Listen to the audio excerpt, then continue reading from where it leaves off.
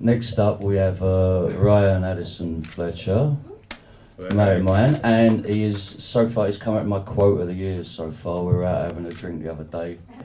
He says to me, "Dave, there comes a time in a man's life when he has to ask himself why he's living in a van and working for the communists."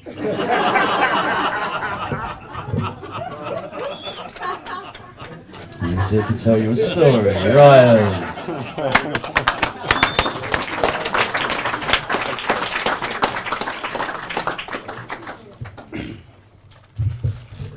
Thanks. Take your hand up. Yeah, no worries. This is a story about my mum. It's called The Mystery of Don Josephine. Josephine, my mother, is not a sociopath. She just has tendencies. When I was a boy, she amused me with stories that highlighted them. At primary school, she pierced a bully's earlobe using the needle of a geometry compass. He'd hidden moths in her desk because they frightened her, so she pinned him down and stabbed him. When her ex-husband became intolerable, she told me, she poured water on the carpet near the plug socket in the landing while he was in the bath. She hoped he would get out barefoot with wet hands, turn on the plug and be electrocuted. These things were relayed tongue-in-cheek. My mum is a kind, loyal and loving person who happens to possess a fierce skill set. My childhood friends, always welcome and well fed in our house, nicknamed her Don Jo, something they still call her now. She's in her late 60s. She can be very wild, not like a drunk stripper, like an expeditionary soldier. On occasions, I wondered about this side of her. From what I knew of her history, it was inexplicable. Her family were normal, hard-working people. She had an ordinary work life, first struggling in factories and bars before working as a painter and decorator and attending university. Finally, she purchased and ran a small hotel with my father. Her outsized sense of adventure was a mystery. In 2006, when I was 23 and she was 62, we spent 2 months backpacking around India. It was something my parents had planned to do when they retired. Tragically, my father took permanent retirement much earlier than we had expected, so I went instead. I was privileged to attend that trip, and we had many escapades. However, one in particular shocked me into respecting her, like you would a guy you'd just seen knock out 10 men. We were walking along a beach in North Goa during monsoon season. It was overcast and windswept. There was a rusted cargo ship wrecked on the shoreline, and the 15-foot waves curled vindictively in on themselves before smashing fist-like into surf. The deserted seafront ran straight for miles. The fishermen's boats were dragged to the shore, the fishermen gone home, the tourists eating banana pancakes in town. It was too much for me. I'd spent 3 years crewing on Scarborough Lifeboat and had been a beach lifeguard. I jumped in. It was an act of immense stupidity. I swam among the waves for a few minutes and then decided to exit. Except when I got to the shore and tried to stand, my feet didn't touch the bottom. I was right there, on the shore, home and dry. Except I wasn't.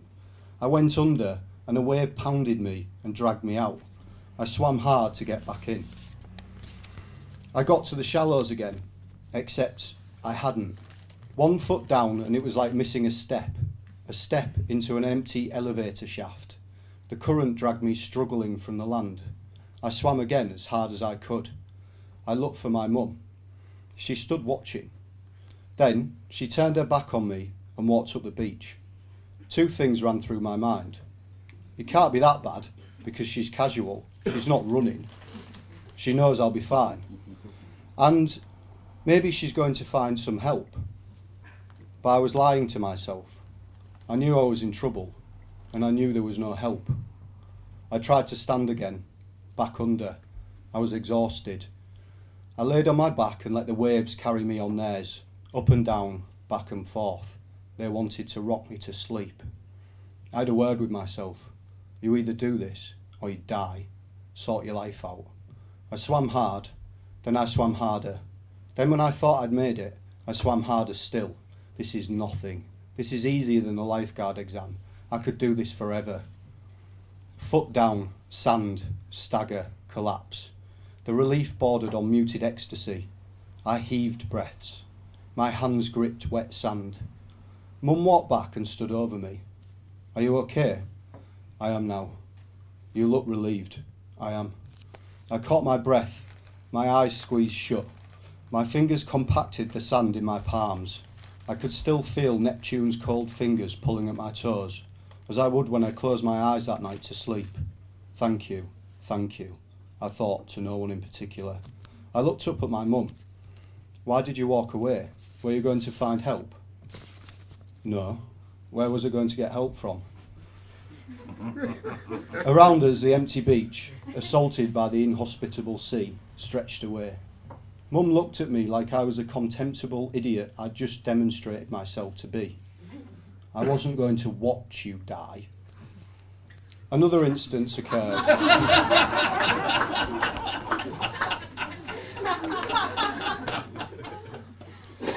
Another instance occurred after I'd returned insolvent and empty-eyed to my home city in 2009.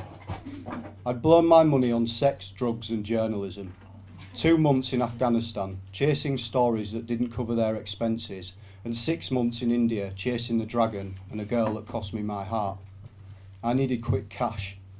I was offered a job as a bouncer in a part of town where someone has a long-running and dangerous vendetta against me.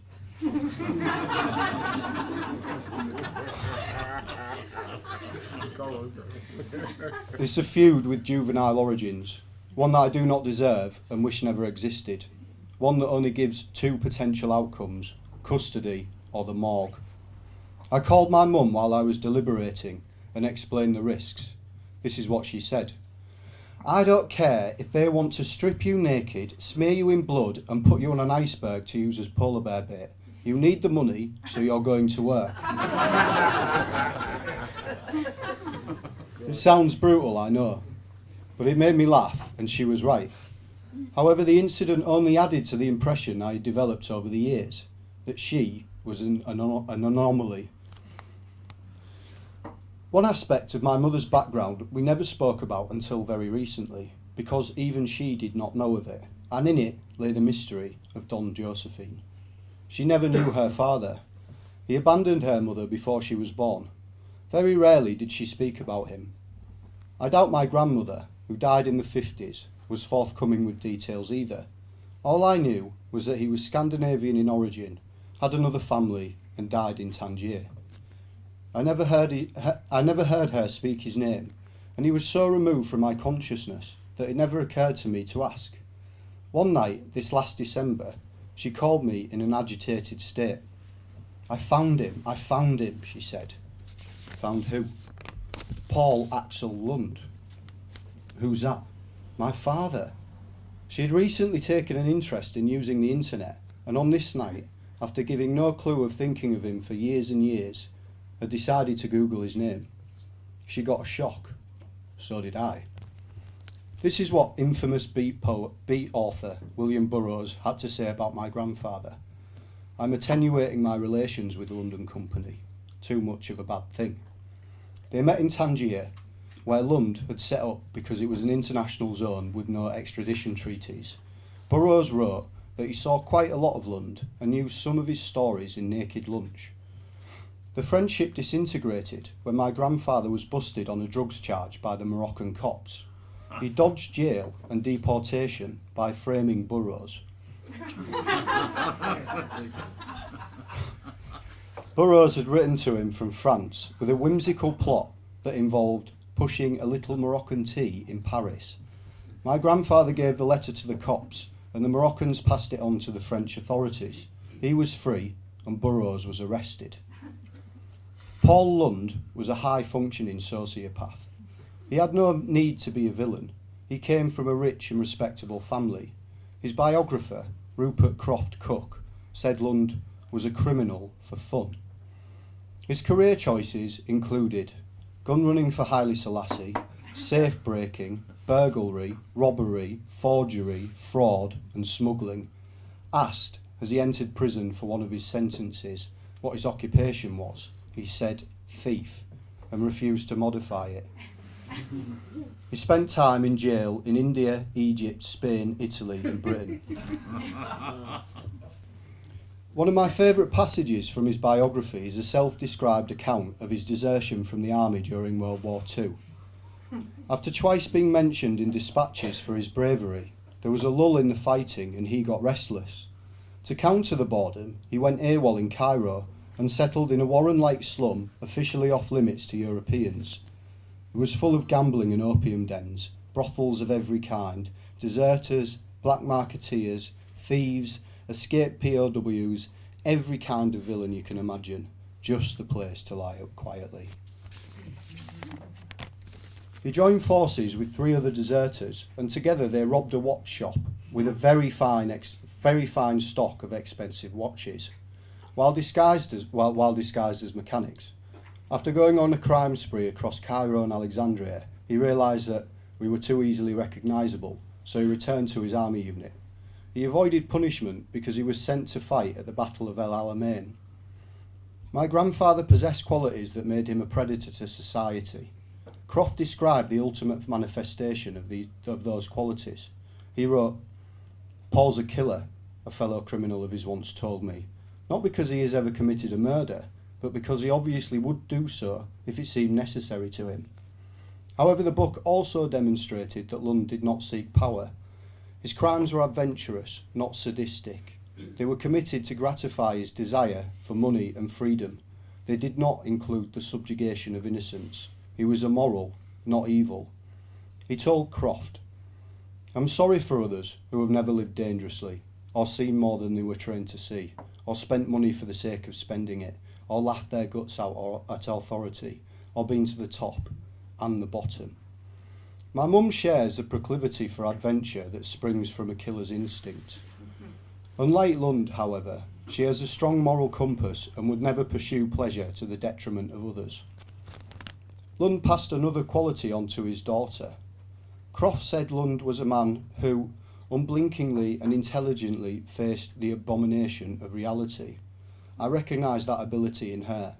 She accepted that I was going to drown in India, so she made a decision that would spare any subsidiary pain.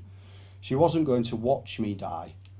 Savage realism can be a useful tool to possess. It's a hostile world out there, and making choices that break social conventions is an instrument of survival. While her father used this ambiguous quality to help himself, my mother has directed it towards helping other people. For example, one of the most precious gifts my mum ever gave me was my love of literature. At age 10, I was unruly in class and falling behind. After being called into school over the issue, she found a way to inspire me. She instructed me to sit in a corner chair of our hotel's kitchen while she prepared the guests' dinners. Brandishing a wooden spoon, she told me that if I moved or made any noise, she would beat me to death. Then she handed me The Hobbit, and I've been hooked ever since.